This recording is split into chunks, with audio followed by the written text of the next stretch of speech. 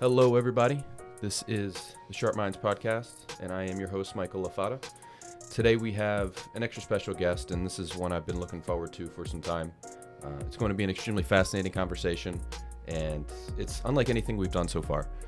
Today we're going to discuss, various financial planning topics, but we're going to, those topics are at the intersection of sophisticated research surrounding longevity and loneliness, primarily. And when I say sophisticated, I really mean that. Some of the brightest minds out there are responsible for developing these concepts that we're going to discuss today. Honestly, I really don't want to waste much more time. Without further ado, I would like to introduce Mr. John Diehl to the show today. So, John, thank you for taking time to be here. Thanks, Michael. Great to be here. Of course. Let me give you a proper intro, and then we'll get into it. Sounds good. All right. So, John, you are the Senior Vice President of the Applied Insights team at Hartford Funds. You've been there for 30 years, which is a long time. Oh, yeah. And in your role, you lead Hartford's research with the MIT Age Lab. Correct. As well as many other thought leaders. Your views on financial planning or retirement planning have been published in the Wall Street Journal, Financial Planning Magazine, and those are just a few. You've also been a featured guest on CNBC and Bloomberg TV, and you're the host of Hartford's newly reimagined Human-Centric investing podcast. Correct. So tell us a little bit about that podcast. Yeah, so the podcast started, probably 4 or 5 years ago now. And at first it started with me as a sole host, and it was audio only. But with the advance of technology, I now co-host it with a very valuable member of my team, Julie Genjak. And it's a podcast targeted primarily at financial advisors, helping them to think about how changes in longevity and the role of technology are shaping the expectations of the clients that they serve. And a lot of those expectations of clients are now going beyond just the investments, just beyond, how do we put together investment portfolios, but it really takes into account emotion and events that happen in people's lives. And we do that in large part through our partnership you mentioned with the Age Lab at the Massachusetts Institute of Technology. Yep. They've been kind of a core source, if you will, for material and content that we take out and share with both financial advisors as well as clients. So one of the benefits of doing the podcast, I'm sure, Michael, like you've got to see through your podcast, is you get to talk to a lot of interesting people that kind of stretch your thinking in ways that you might not have imagined. That's the best part.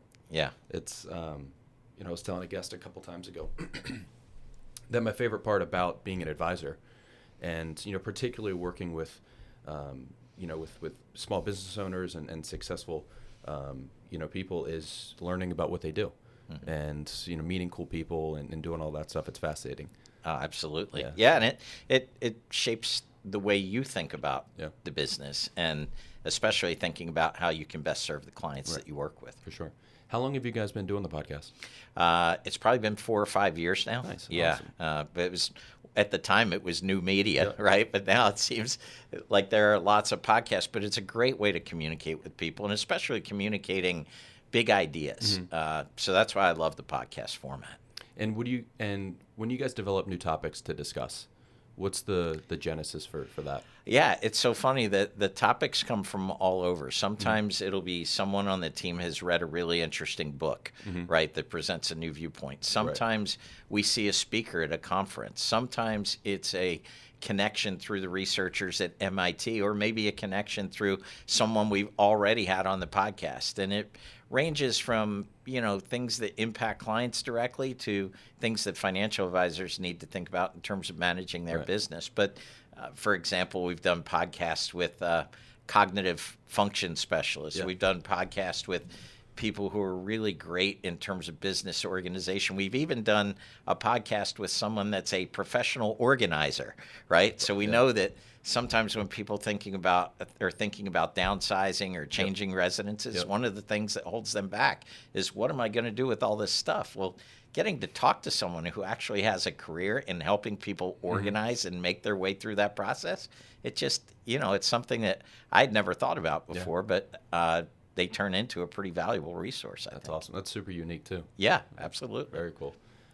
So you run the Applied Insights team at Hartford Funds. I do. And tell us a little bit about the objective of that team and how you came into that role. Sure. So the Applied Insights team really was founded probably about 20 some years ago.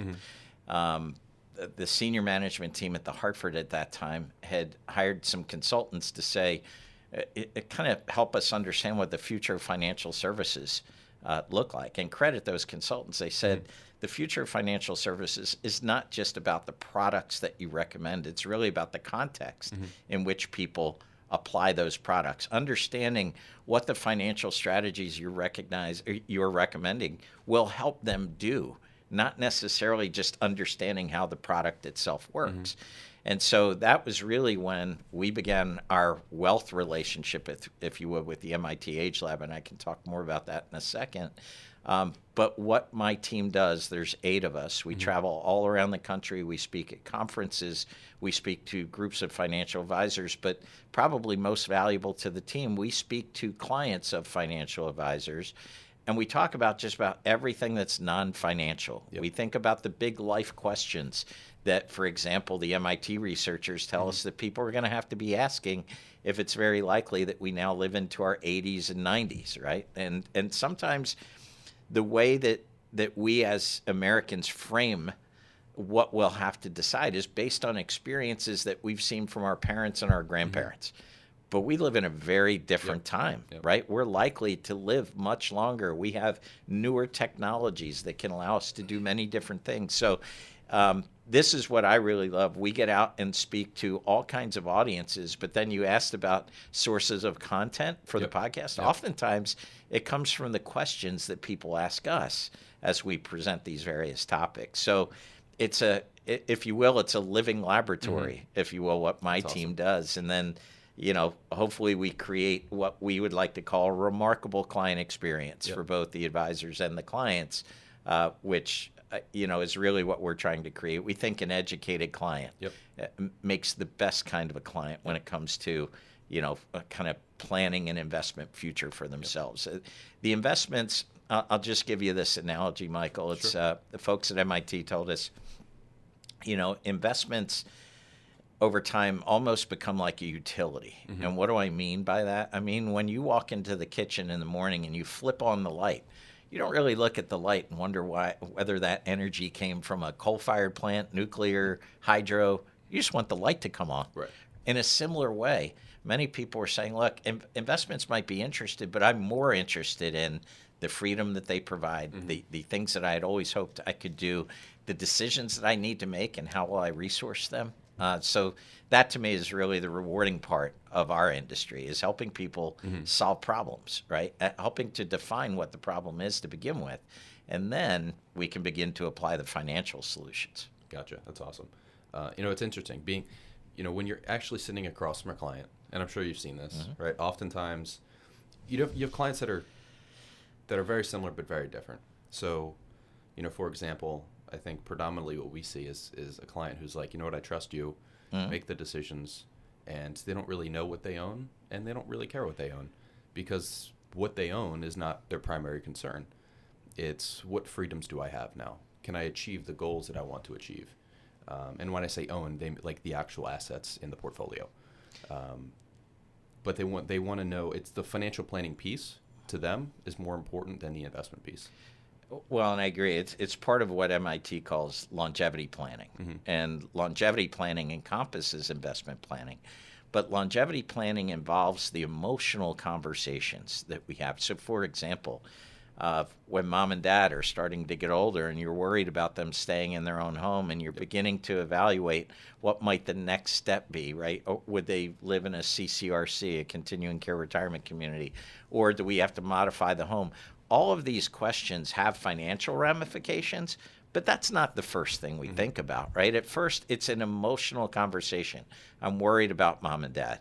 What I think is great, where financial advisors, I tell clients all the time, I think it's the most underappreciated aspect of working with competent advisors is not just the investment piece. That's what we expect when we go to see a financial advisor. Right. But it's the financial advisor being able to help us clarify the questions we'll need to ask, the things we'll need to understand, many times through their own personal experience, or what I see is because that financial advisor may have counseled many clients that were asking the same kind of questions. Yep. Being able to say to someone that, hey, I just helped a client that had the same questions as you about 2 months ago, 5 years ago. If they had to do it all over again, here's a couple of things I think they wouldn't change, but here's a couple of things I think, they'd probably do differently. Yeah. That kind of insight, invaluable. In my mind, it exceeds really the interest of the investment part of the conversation, because I just need a context in which to understand, how I'm going to plan from this point forward. Right. Many of the concerns from client to client are roughly the same, right? They just view it from their lens. It's very interesting you say that, because I always say the transitions are always the same, right? There's retirement. Sometimes it's loss of a job, birth of a child or grandchild, loss of somebody that we love, so widowhood, so on and so forth.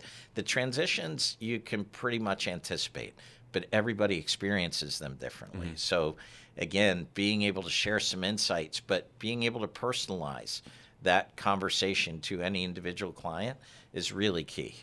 Right. So, in summary, right, so for the Applied Insights team, sort of your mantra is to help financial professionals deepen their relationship with the end client through providing education, practice efficiency, and certain outreach events that you guys absolutely conduct. So if there's two things we would like to leave with the financial advisor and their client, it's that the client would be able to look at the financial advisor and say, you know what, you really get me. You understand where I'm coming from. You understand my fears, concerns, where they come from. Like, this is something that an AI model can't do. It's human empathy, right?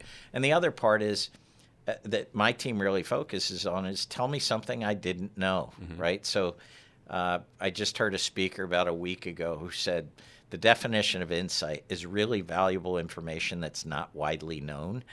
That's what my team hopes to spread through our relationships with folks like MIT and other subject matter experts who may bring to light situations that we're all dealing with, but we don't spend the time actually intently thinking about them to know how to plan our way through them. Let's dive into the MIT partnership. Sure. Tell us a little bit about how it got started. The Age Lab's been around since 2002. Is that right? Actually, 99. Okay. They go back to 99. Okay. So our parent company from Hartford Funds, the Hartford, was a founding sponsor of the MIT Age Lab, and it was originally formed around studying transportation issues. So the lab at MIT was a kind of an association of different companies.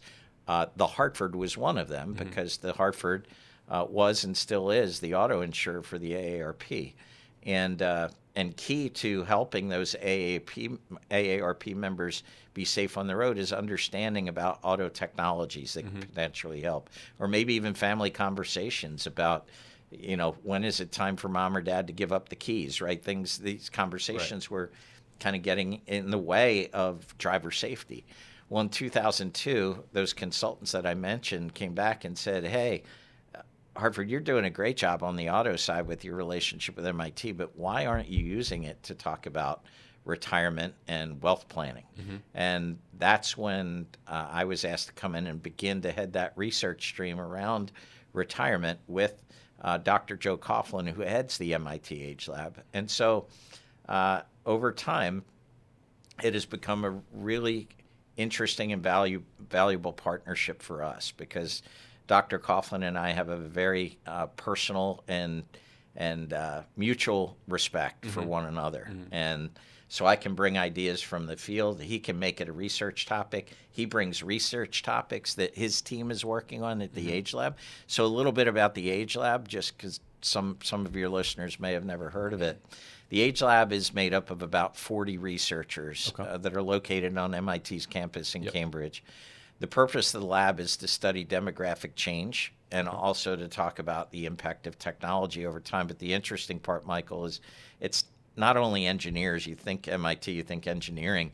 There's physiologists, psychologists, sociologists, I say a whole bunch of ologists, all studying changing demographics and the impact of technology.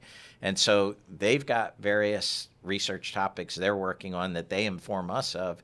We have the ability to go through the things they're working on and say, hey, that's something that we think the financial advisors and their clients would really benefit from understanding as well.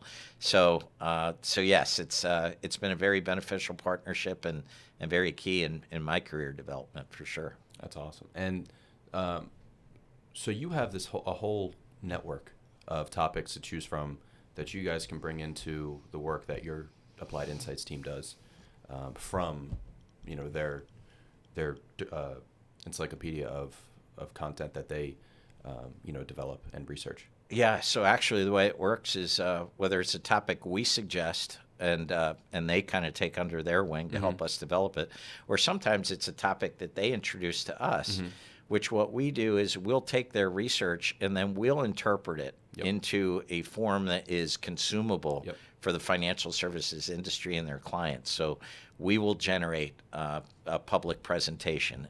It can last anywhere from 30 to 45 minutes, but it'll address that topic that was core. And we usually will put out and associate what we call a white paper.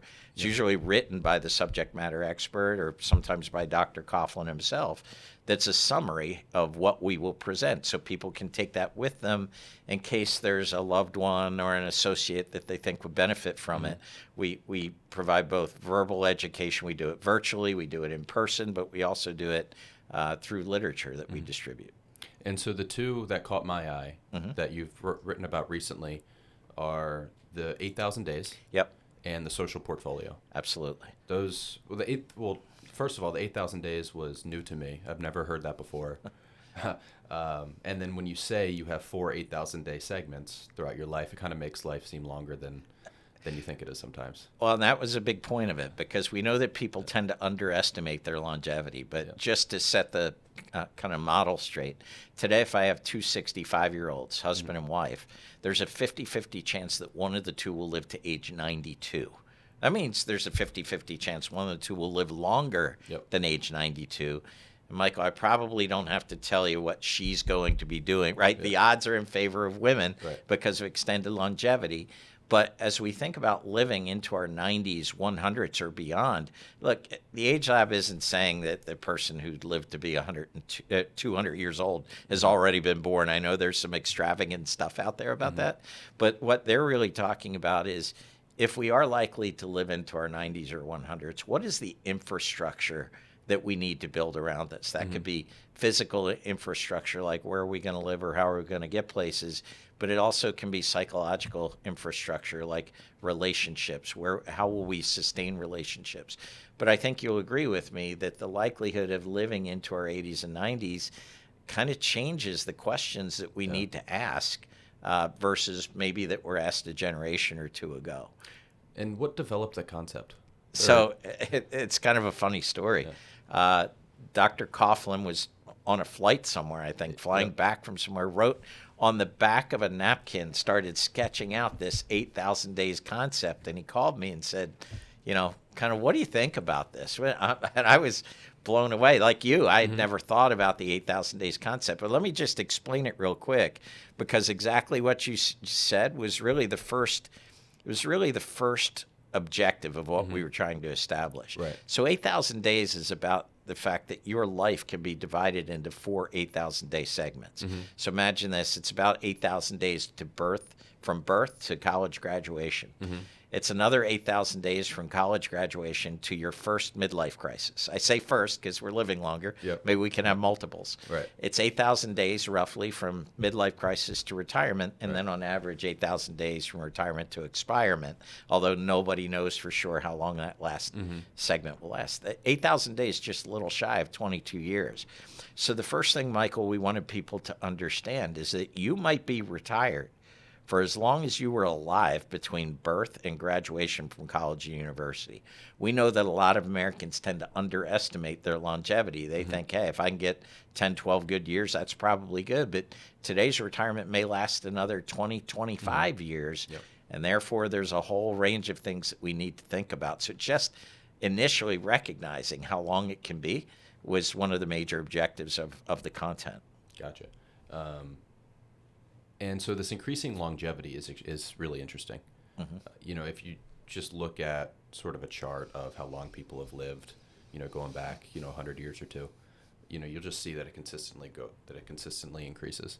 Does MIT and the Age Lab have any thoughts around, the level? Is that going to continue to just increase at a steady rate, they think?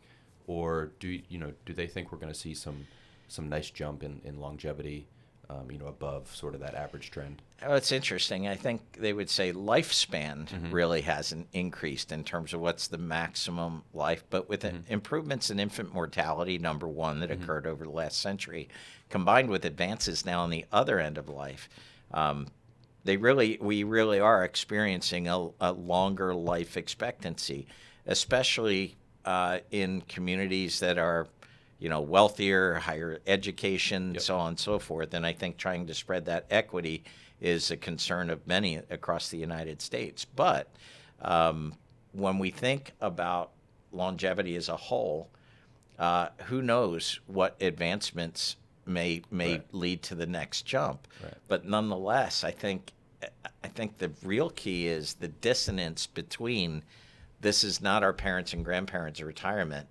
We're in a new style of retirement now, where it's funny. I think the life expectancy back in 1900 was somewhere around 46 years. Yeah. It's probably in your early 80s now. Right.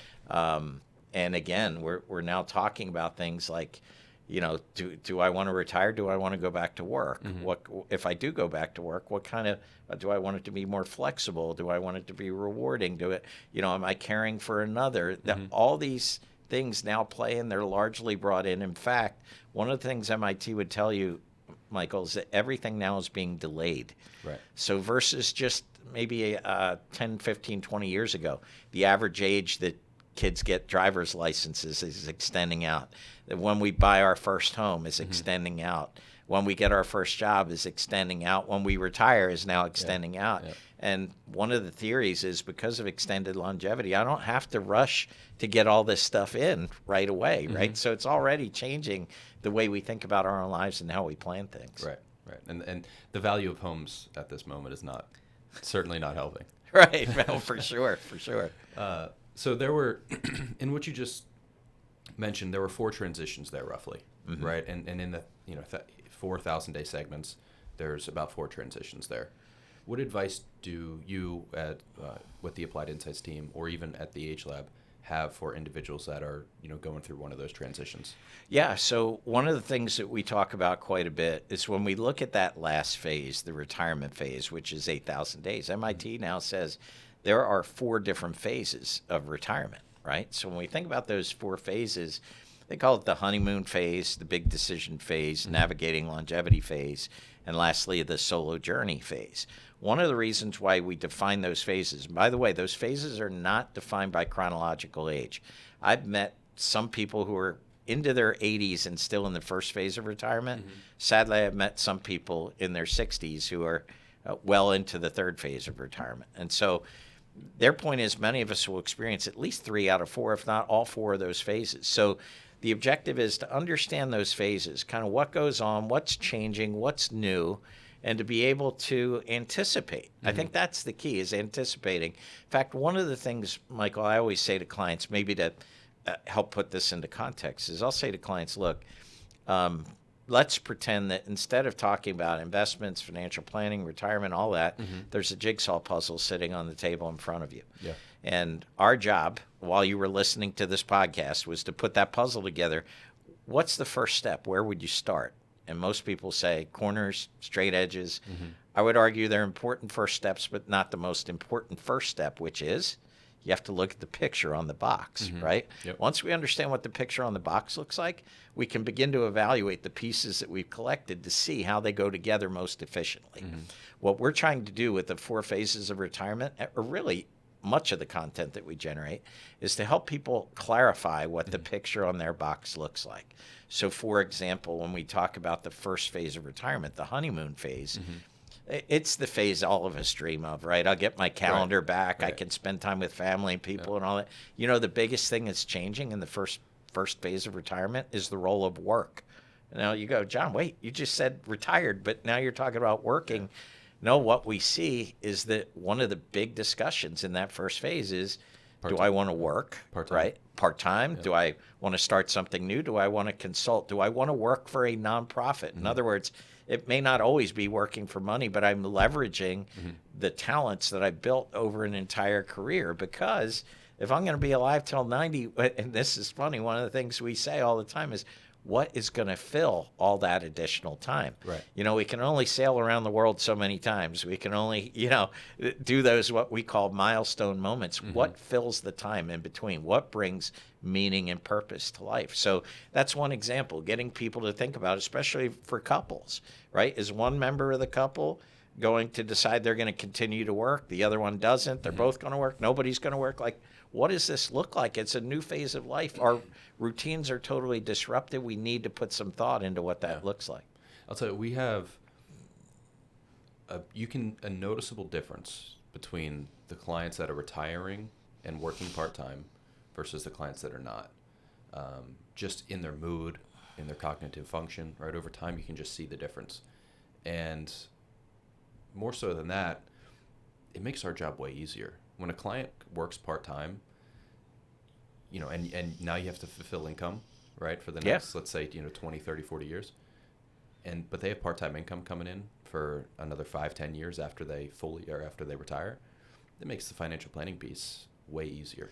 Well, and it's interesting because, in the survey work that we've seen, money is actually the third reason given for working in retirement. The number one is I want to stay active and involved. And number two is it's where my relationships are. It's where my friends are, right? Whether it's the person in the coffee shop or my coworkers or whatever. Now, I think some listeners are going to be like, he's crazy. I'm not going to continue to work.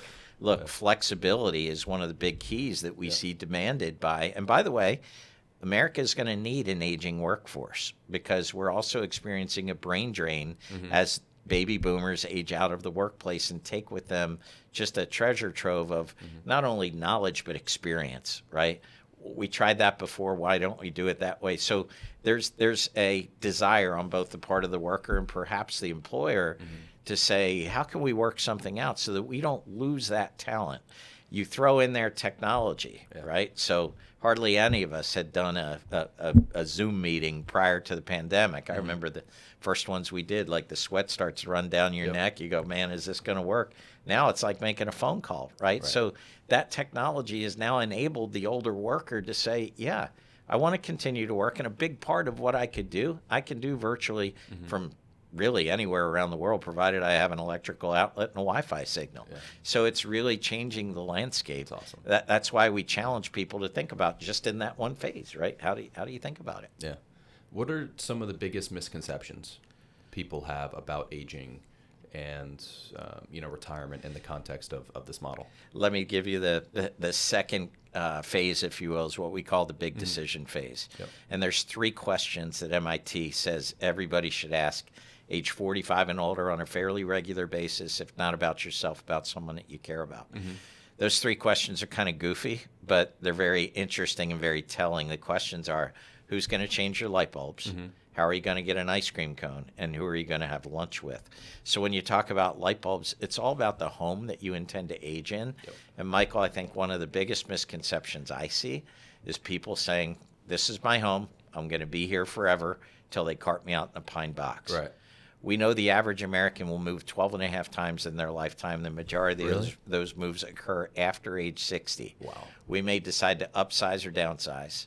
We may decide to live somewhere we've never lived before. We may need to live with children, or we may want to live near children, or let's be honest, grandchildren. We may want to move away from children and grandchildren. We may need to live with them. We may need the care of a care community. One of the biggest misconceptions is thinking that my home is it's a binary decision. I'm either here or I'm not. Housing should be thought of on a continuum, right? And we should always be thinking about, if it weren't possible for us to be here for whatever reason, what would the next step be? And discuss that with family members, with loved ones, because one of the things that I hate to see is mom and dad are now well into their 80s, right? Suddenly there's a fall. Mom or dad breaks a hip, there's a phone call. between all the siblings. Mom and dad can't go back home. What do we do now? Families start to argue. We got to figure it out in 6 weeks. This is where mistakes happen, right? So being able to envision, to have an honest discussion with yourself, first of all, to say, if I'm going to stay in the home, here are the modifications we may need to make, right? We know, for example, that 70% of Americans live in rural and suburban communities where if they lost the ability to drive, they wouldn't be able to access the things that make life worth living. Yep. So, this whole question around housing is not only, it's geographic and access, but it's also emotional, it's functional, the home we live in, the community we're a part of. I think that's one of the biggest ones, but probably right up there as well is the social piece that you mentioned. In fact, you mentioned the one piece we pulled called the social portfolio. Yep.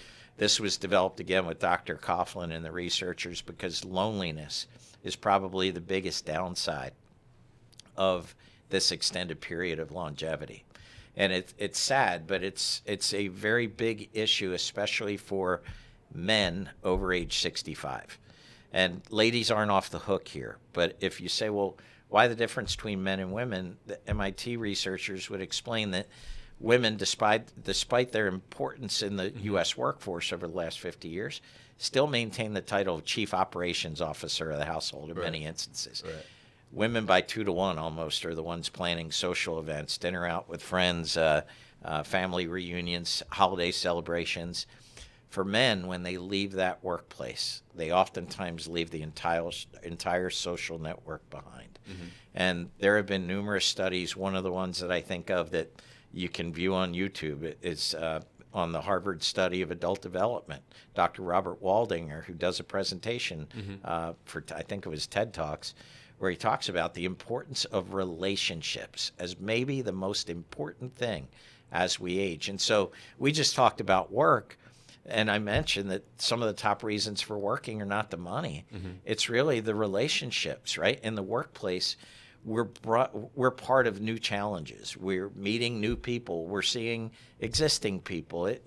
It's part of our social network. And maybe when we only had 5 to 7 years to live after leaving the workplace, we could get all the fun in that we could, right. And that would be great. That would be about it. But now that we're going to be around 20, 25 years, that social connection and the loss of purpose and meaning is one of the biggest things that we think people need to be alert to. Is there any data supporting the importance of, or lack thereof, in having diversity within that social portfolio? Oh, absolutely. Yeah. So having friends that are younger or even older, it's in different cultural backgrounds, different, 100%, because even when we talk about cognitive decline, right? Socialization, meeting new people, hearing their stories, especially if they're different from us. It's interesting. Right. In our piece on the social portfolio, we go back all the way to the time of Aristotle, who said there are different types of friends that we have. We have friends of utility. What are friends of utility? They're the friends that we develop friendships because there was a basis of exchange. So, for example, there's a favorite server at a restaurant that we frequent, or a hairdresser that I've been going to for 20 years is a very good friend. They're not in our tight social network, but these friends of affinity or utility, they really clue us into the things that are going on in the world around us that we might not be exposed to if it weren't for them. So having a lot of these, what sociologists would call weak ties, is important. But again, it's important that we get out there into the world in order to generate those weak ties. The other types of friendships are our fun friends, right? These are the ones that stretch us. They're the ones you're relaxed on a Friday night in your recliner, and they call and they're like, "Hey, what are you doing? Let's go." They're fun. We experience new things with them, and then we have our close friends, and our close friends are those the shoulder to lean on, right? The shoulder to cry on. They've probably been through it with us through thick and thin, so it's people that we share experiences with. And then Dr. Coughlin added another category he called developing friendships.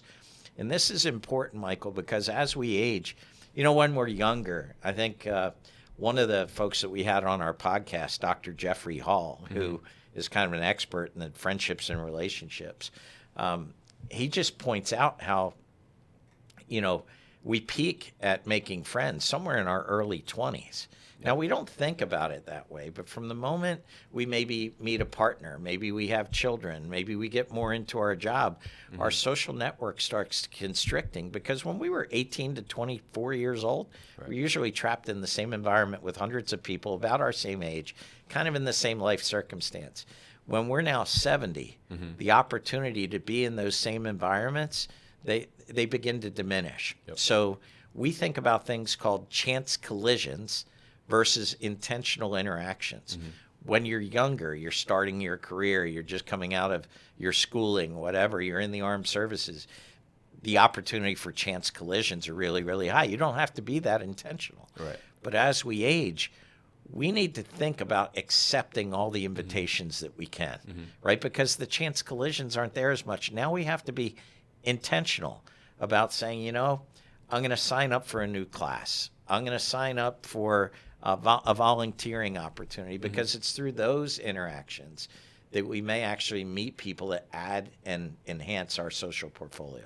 Is there any data suggesting that it's of importance to meet new people during this loneliness stage, or is the data really suggesting that maintaining the friendships that you currently have? I think most of the data would show you that the close friendships are most important. So having 2 or 3 really close friendships. But we can say without those, there's been a lot of study, an ongoing study on loneliness. I think it was a few years ago in Great Britain, they actually named a minister of loneliness essentially to tackle this problem. And our own Surgeon General, just within the past couple of years, identified loneliness as a key problem here in the United States. But, you know, there have been studies among people who say, in fact, I believe her name is Julia Holt Lundstedt out of Brigham Young University, who did a study years ago that said someone that says they're frequently lonely, it's about the physical equivalent of smoking 13 cigarettes a day. Oh, yeah. Sedentary lifestyle, right? Your mind begins to come inward, right? I laugh, Michael, because many of your listeners may remember that show Cheers, based right in the Boston area, where we would rush home from work and lock ourselves in our apartment so we could watch a TV show about people who love to get together. Right? It's kind of like oxymoronic, but in some ways, we need to be those people who are getting together with others, especially as we age. It's very fulfilling, and now we have the time to invest. And look, we have to risk being vulnerable, right? Things may not turn out the way we hope, or we may not be engaged in a given activity. That's okay. At least you're learning what you don't like. And this is something I see in my own family, and I see with many of the clients that I speak to, is that oftentimes people will identify it perhaps in their parents first. They'll be like, oh, I saw that's exactly what happened to my dad, and then the light bulb goes off, right? Which is, hey, this is something I should be thinking about as well. So those risks of isolation, is there any that are, you know, specific to the research that you guys have put together that are correlated to loneliness or isolation? Yeah, I think really our study is meant to show people, you know, not so much the impact as much as the how do I battle back against this, right? So I don't mean to be dismal here, but there's a theory in aging that says aging is society's way of removing you so that the time you're not there anymore, it's unnoticed. Well, none of us want that. So the way to battle back against it is think about how to regenerate new friendships right throughout time. So we'll talk about repotting friendships. So we've got a friend from work, but we also now learn they're interested in something outside of work that we are as well. That's a repotting that relationship. Maybe it's kind of finding someone that we spent time with in one phase of our life, but they kind of drifted away, but we can rekindle those relationships. But the one that I think is really important is what we call ritual, right? I can't remember the exact number, but it's something like, it takes like 96 hours to turn somebody from an acquaintance into a friend. People are like, where am I going to find 96 hours? It usually occurs because we participate in something that occurs like on a ritual, like every Tuesday night I go to this class or I do this activity. And what do you know? Michael's there too. And I get to know Michael because we're in the same place repeated times over time, and that becomes now a potential friendship for me. You're spending chunks of hours with these people. Exactly. And you it's get better to, parsed out, Yep. right? I don't think I could spend 96 hours with anyone, right? But if we chunk it out, So, but again, it's really important where we started the conversation is, when we talk about retirement, there are certain things, and you asked me what surprised me most. People just take things for granted, I think. We expect that we'll make friends at age 70 like we did at age 20. It doesn't happen that way. People expect that we'll be able to stay in our home for the next 30 years just the way we did in our last 40 years. I can share with you, Michael, the home that we raised my children in is outside of Philadelphia, Pennsylvania. Yep. Loved it. Old stone farmhouse built in 1860, foot-thick stone walls. By the way, not a single bedroom or bathroom on the first floor. Really? And to modify that home would ruin its character. Yeah. My wife and I looked at it and said, we hope the kids enjoy it someday, but we can't stay here, right? Having to manage those steps, narrow doorways, all that. We found a home in North Myrtle Beach, South Carolina, all the bedrooms and bathrooms on one floor. That's awesome. And it's a golf cart ride to the beach, the golf course, Walmart, Kroger, and the hospital's 3 miles away. But I'll tell you this, it's most likely not our last stop. Right. So we're always looking to say if we couldn't be there. So it's those kind of challenges, right? To challenge people to think about, this is what I've always thought about my plan. But here's my financial professional telling me that there's some things I probably hadn't thought about. That kind of insight. And I'll tell you, when we present on these topics, sometimes there's questions, but a lot of times it's people coming up to me after the session saying, I can't believe you just said that.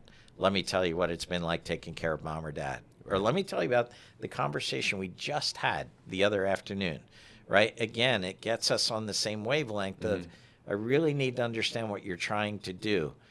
Then we can evaluate the pieces that you've collected, whether it's your 401ks, your stock investments, whatever they are. They're all pieces of that puzzle. Right. But understanding and clarifying what that picture is really, really important. 100%. In building these friendships, right, and maintaining them, how does technology play a role in this? We touched on having the ability to do Zoom calls earlier. Yeah. Right. Just a way as advisors or colleagues, we can work better, right? Being remote, we don't have to be in the same place. How does that relate to what we're talking about here? So yeah, technology again. What Joe Coughlin at MIT would say is that technology didn't create new trends, but accelerated the trends that were already in place. Right. So when we talk about virtual versus in person, now the danger that you fall into here is you're in one of two camps, right? It's virtual is every bit as good as in person, or the in-person folks saying, oh, virtual is trash, right? It's not the same. The right answer is probably in the middle, right? Because there's no substitute for in-person, empathetic, person-to-person communication. But sometimes that's not possible. Maybe geographically you live far apart. I remember I always laugh when I tell the story, but I think my mother helped my daughter do her interior designing in her college dorm through Zoom, right? Because she just couldn't possibly be there. But she got to see what the curtains look like. I mean, it just opened up everything. So I'm in the middle. I think social works great. I'm not one to say, look, we should be in the business of collecting 4,000 friends and then tell everybody my social portfolio is fine. But technology allows us to be there when we can. It's like a bridge, right? The way I think about it is it's a bridge until the next time that we're together. And that next time that we're together might be weeks, it might be months, it could be years, right? But at least we can be there, and now being able to visually see and hear is wonderful. And I think technology has really aided us there. In every technology, there's a plus side and there's a downside, right? So the downside is there's more technology than we've ever had before in this country, yet more people are admitting they're lonely, right? So technology alone is not the only solution, but in my view, it's very helpful. Yeah. So you just said something. I want to take a quick step back. Sure. Is there any data supporting the quality of friendships versus the quantity of friendships? There probably is none I could cite off the top of my head, but I think it's been something that's been bandied about quite a bit. So I'm sure the research is out there, but I couldn't put my finger on it specifically. Oh, Yeah. okay. And so back to the tech. You guys have this concept of being Phygital. Yeah. Let's dive into that. Sure. Yeah. So Phygital came actually from the retail industry. It's something that Joe Coughlin at MIT has just begun talking to us about in terms of the financial services space. So what is Phygital? Right. I think any of us who are a little bit older may remember Olivia Newton-John's Let's Get Physical, but now it's Let's Get Phygital. What is Phygital? It's being both digital and physically present.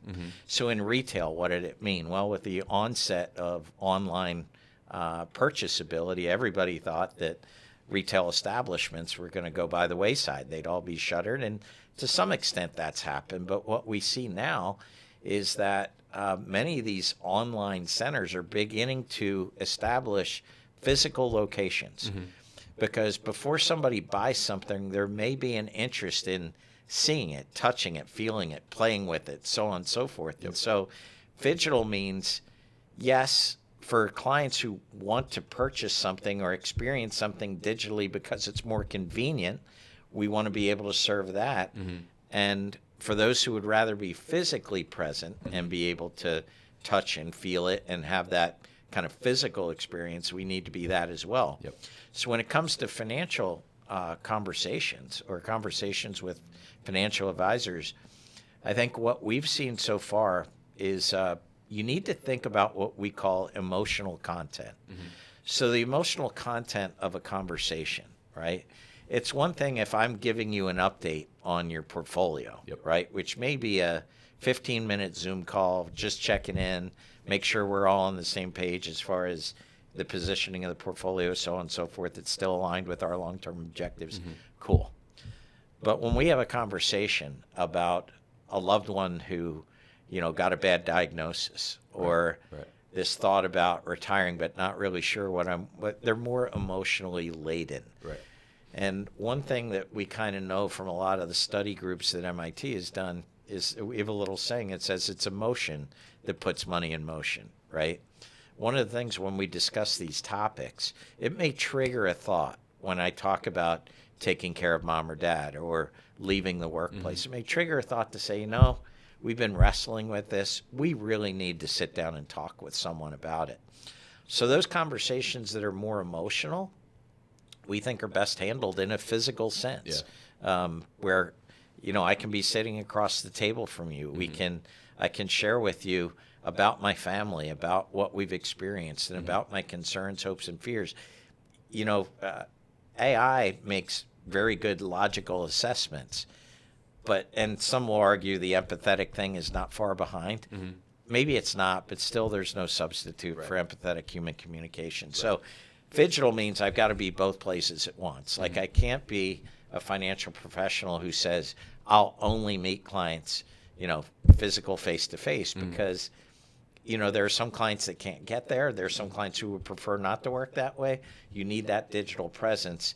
Likewise, I think if we said we can run an entire financial practice, we can interact with our clients digitally only, I think it leaves certain clients wanting for that in-person experience as well. So that's the meaning of Phygital. Like, how do we get together? How do we figure this out in the same way that perhaps retail is thinking about it? So that when someone wants to come in and kick the tires or play with some different concepts, there's a space that they can do that, yet we still offer the convenience of digital interaction. And we've seen that play out in the financial services business for a while now, right? We've had robo-advisors for I don't know how long, but it's been a good chunk of time. And, maybe they get way better than they are today. Some of them are very sophisticated, and maybe they just continue that and they get way better. But if they don't, and, they're sort of at their peak, then we've already seen, how financial advice in person with a human just can't be replicated by technology, but technology certainly can assist in providing a better client experience. Well, absolutely. And I think that many advisors would tell you they're already implementing technology in their practice. So if I think back to, I joined the industry 37 years ago, the things that were done manually, the manual analysis, putting together the portfolio, assessing those risks. Now there are models and things that advisors are using in the background. But the key to that, I'll give you another analogy. It's the medical industry, right? The medical industry is a great user of technology and even artificial intelligence. What are they using that artificial intelligence to do? Well, maybe that AI can read a radiology screen better than a human eye. But what it does is very quickly can screen that and allow the doctor to actually spend more face-to-face time with the client discussing options or discussing regimens that they would need to stick to that would be best for helping with their health situation. In a similar sense, right? The kind of the algorithmic side of things is you give me a problem, I can analyze it, I can figure it out, and I can give you back the numbers, and it is what it is. And to a large extent, I would argue, Michael, that's where the financial services industry used to be. I'm the stockbroker, right? So my job is to recommend investments. But the fact that you lost your job, lost somebody that was very dear to you, I might be sympathetic with you, but it really didn't impact what I was supposed to do for you professionally. Where I see the industry change is we now understand that financial planning is more holistic in nature. So couldn't agree with you more. I think to sum it up, what we've heard people say is that my life is not an algorithm. It's a conversation, right? And that's where that empathetic understanding, I think, really, really helps. Is there any specific places in the financial planning process that you see these two topics that we've discussed today, the 8,000 days and the social portfolio? Is there any specific, not necessarily specific, but is there any piece of that financial planning process that is getting special attention or adjustments? I think it's in the gathering information phase, right? The being able to understand the story of the potential client is extremely important. Like, give you an example. Let's say someone, the only debt they have is home mortgage debt, which as a financial advisor, I'd be like, hey, that's probably some of the best debt that you can have if you got to have debt. But that client is dead set against holding debt of any kind. And maybe they have a very attractive mortgage rate. And you say, boy, financially, right, when I've done all the calculations, you'd be crazy to pay off that debt, right, and invest in something else. Yet emotionally, the person doesn't want to hold debt, right? Well, as a financial counselor, the wrong advice might be to that person to hold on to that debt because they might not be able to sleep at night. But part of that comes from, tell me your story. You know, I'll give you an example. You know, we in our industry, we're always attentive to risk tolerance questionnaire, right? Rate yourself on 1 to 10, and clients usually men especially overestimate the risk tolerance. But it was interesting because a few years ago, I had a conversation with some family friends, and they were concerned. They had retired a few years earlier, and someone in the HR department where the guy worked told them that if they just kept their withdrawals from their retirement plan to 10% or less each year, they wouldn't have to worry. And by the way, he retired in his mid-50s. Well, they called me after about 2 or 3 years. They'd already seen their nest egg decline by about a third, and they were terrified. And so I did the numbers analysis, just went back to them, and I told them if they kept spending money like that, very likely they'd have 6 or 7 years left. Very difficult conversation. When I shared that, the woman at the table, a very good friend of mine, broke down into tears. She began to share that when she was a child, her father had a problem with alcohol, never could keep a steady job. There was never a source of income. So look, what I took away from that conversation is I could have told you she was a 3 or a 4 on the risk tolerance questionnaire. I couldn't tell you why. Right. But understanding the why was crucially important to talking to them about what possible options they would have going forward. By the way, great story. They both went back and started working part-time again.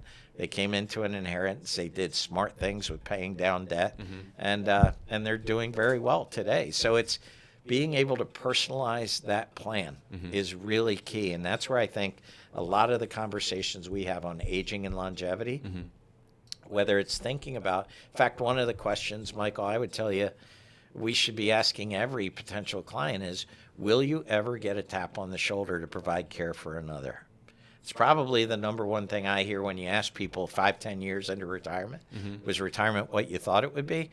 The number one reason the answer comes back is no, is because people never told us mom might fall and break a hip 3 years in. Right, you can't predict that. You can't. Yeah. And we're glad that it happened when it did. We wouldn't give those years back for anything, but it certainly changed what we thought we were going to be doing, right? So, again, being able to anticipate what might the turns in the road be, right? Almost mentally visiting those places before we get there may actually help us when we're trying to figure out how to navigate those circumstances. So that's where, and it's not all negative, right? I gave the example of mom or dad falling and breaking a hip, but what about the person that says, I never thought about going back to work again or starting a business again, and, you know, being able to relay those success stories, right? This is what the longevity dividend, if you will, creates for us. Right. Well, that's great, John. Appreciate you spending the time with us today. It's fantastic to learn about these two topics. Not two necessarily. It's way more broad than that. But one thing I always like to ask our guests when we finish up here is to talk about one thing throughout their career that stuck with them. Right? It could be maybe a phrase, something somebody said to them, something they've learned. Would love to hear that from you. And then we'll finish up. Sure. So when I was in my early 20s, I was a newly minted certified financial planning professional. So I had my professional goals and career set out. My grandmother was diagnosed with Alzheimer's disease. Oh, man. And I was kind of in charge of making the decisions, financial, lifestyle. And I tell people, I had no idea. Think about a 25-year-old or whatever trying to figure this stuff out. I got a lifetime of education in 4 or 5 years. But what I learned through that experience was if I could help other people learn what I learned and what I experienced, and maybe ways we could better prepare for ourselves, our loved ones, that's the kind of thing I want to help people with. Right. And that kind of directed my career since then. So I would say it was that experience of caring for my grandmother, not only physically but also financially, that really stuck with me and helped shape a lot of what I wanted to do. Always learning so you can be prepared for what's next. Exactly. That's awesome. I think that's a great way to end, and that's great wisdom that you've instilled. So greatly appreciate you spending the time with us. My pleasure. It was fantastic to hear what you had to say and to hear the concepts that your team and the MIT Age Lab have developed. If people want to learn more about what the Applied Insights team does, how can they find you guys? Sure. They can go to our hartfordfunds.com website. They could also go to the MITagelab.edu website because they actually have opportunities there. You can learn about what MIT's doing. But if you want to see our presentations, hartfordfunds.com, and you'll be able to find a section on that webpage around applied insights or insights, both investment and otherwise, to help people get a better feel for what we do. Sweet. And the Human-Centric podcast, that can be found on YouTube and all the other... Any place you'd find podcasts. Human-Centric Investing Podcast. Awesome. Wonderful. I watched a couple of them myself before we finished up here, and I definitely see myself returning to hear more about what you guys have to say and learn. So we appreciate that. It's great to hear from you guys, and always learn new stuff like you were talking about.